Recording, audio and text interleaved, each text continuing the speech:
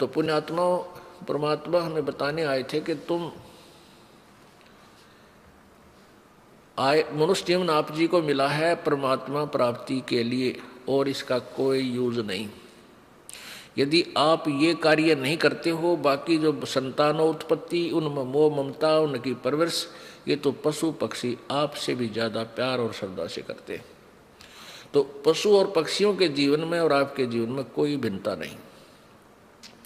परमेश्वर ने मनुष्य जीवन वैसे ही नहीं दिया, क्योंकि जब तक हम तत्व ज्ञान से परिचित नहीं होते, हम इसकी कीमत से, इसकी वैल्यू से परिचित नहीं है।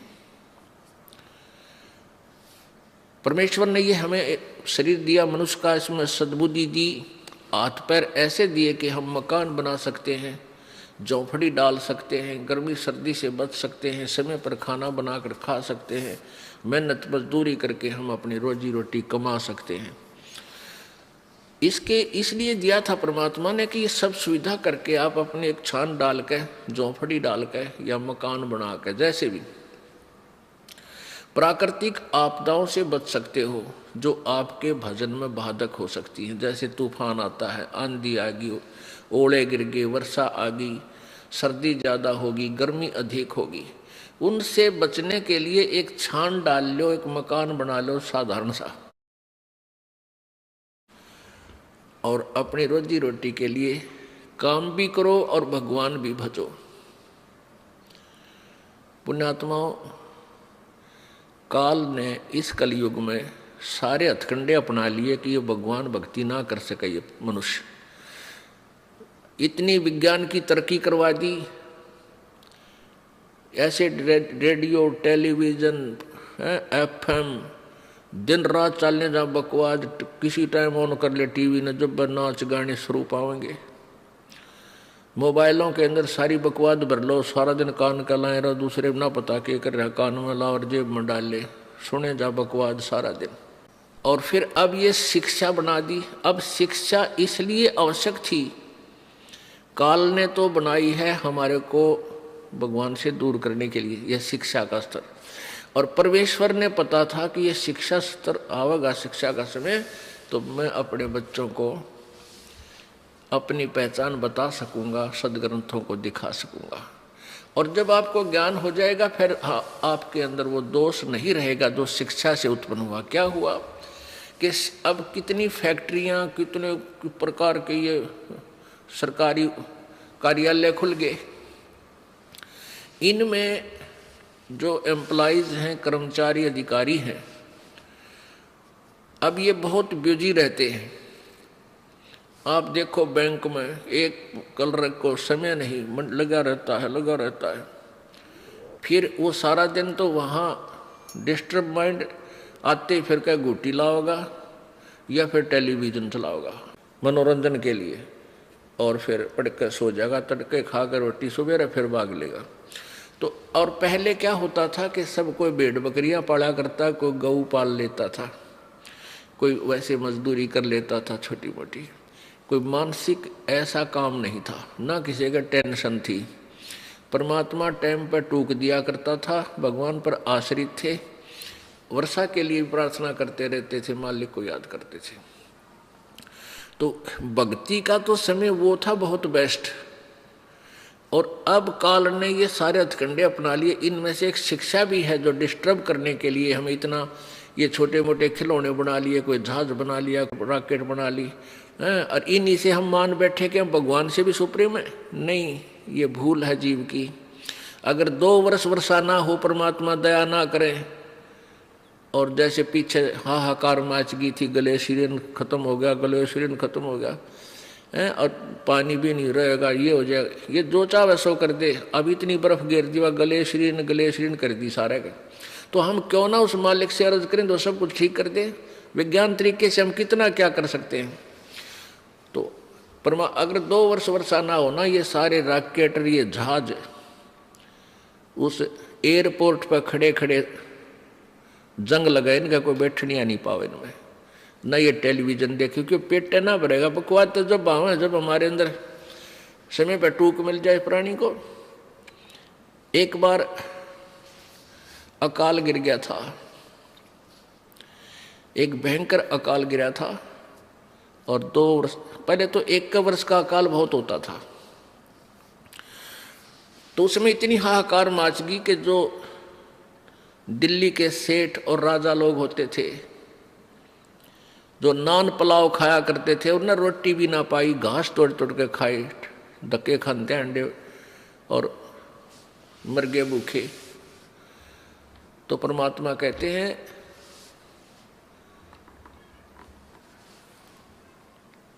शहजादे मांगत फिरे वो दिल्ली के उमराव, जिन रोटी पाई नहीं जो खाते नान पुलाव। तो 1 वर्ष भी परमात्मा का झटका इन वैज्ञानिक या किसी भी सिरफिरे पर कतई नहीं उठेगा। इसलिए परमात्मा हमें ये याद दिलाना चाहते हैं कि मनुष्य जीवन आपको इसलिए मिला था कि आप परमात्मा की भक्ति करो और पीछा छुटाओ यहाँ से। तो जैसे अब मानसिक काम ज़्यादा हो गया, मानसिक काम नहीं है, उनको टेंशन बनी रहती है। क्यों? पैसे वाला शराब भी पीवे, बकवाद करे, सारे उत्पन्न करेगा। तो शराब पी कर आता है घर में, उसकी पत्नी और बच्चे उससे दुखी हो जाते हैं, टेंशन का कारण बन गया। कोई भी घर खाली नहीं रहा जिसमें कोई नशा ना करते हो। या बिजली क्यों गिर गई? क्योंकि काल नहीं चाहता कि ये प्राणी भक्ति करे। मान लीजिए कोई एक घर का सदस्य उपदेश ले भी लेता है तो बाकी शेष जो है वो सारे आन उपासक, और कोई ना कोई बैल, कोई मांस खाता है, कोई अंडा खाता है, और कोई शराब पीता है, कोई तम्बाकू पीता है। और फिर आन उपासना में इतने गहरे रंगे जा चुके हैं कि उस सत साधक के साथ संघर्ष शुरू कर देते हैं, उसके नाम को भी खंडित करवाने की चेष्टा करते हैं। ये काल का जाल है। तो इसके लिए हमने सावधान होना है और पूरे विश्वास के साथ मीराबाई, ध्रुव और प्रहलाद जी की तरह हमने दृढ़ होकर इस मार्ग को अपना सफल करना है। तो प्रसंग चल रहा है कि साईं इतना दीजिए जिसमें कुटुंब समावे, हम भी भूखे ना रहे, अतिथि ना भूखा जावे। अब हमारे लिए परमात्मा ने ये उदाहरण दिया है कि इस कलयुग में, अब वर्तमान में जो माया जोड़न की दौड़ लगी है, ऐसी होड़ लगी है कि इस इंसान को माया के सिवाय पैसे के अतिरिक्त कुछ भी दिखाई नहीं देता। ना नाता दिखाई देता है, ना कोई लाज शर्म लोग की रह रही है। तो ये ऐसा क्यों हो गया? अज्ञानता से।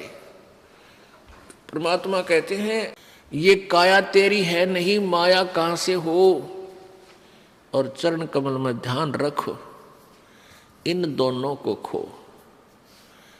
अब काया तेरी है नहीं, शरीर है तेरा नहीं, और तू संपत्ति ना अपनी मान बैठा, नालायक के भूल पड़ गई तेरे।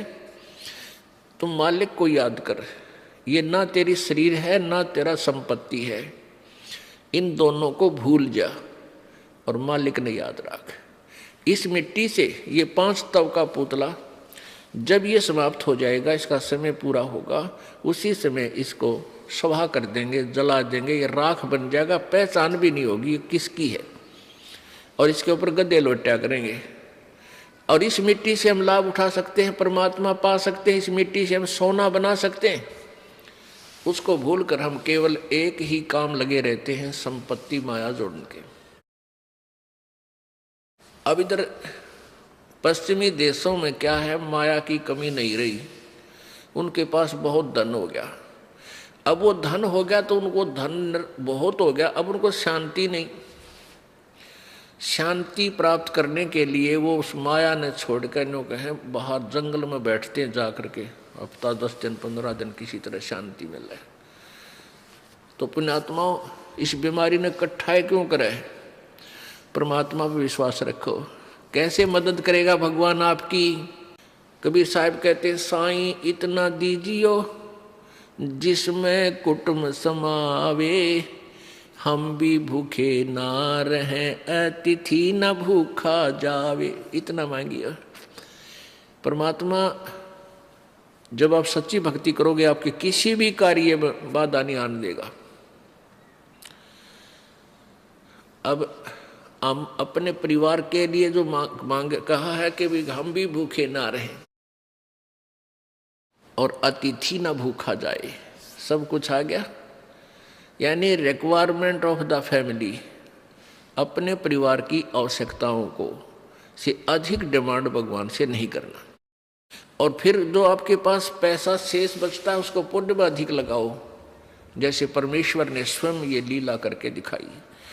परमेश्वर कहते हैं, दान दिए धन घटे नहीं, चढ़ी चोंच भर ले गई नदी न घट्यो नीर।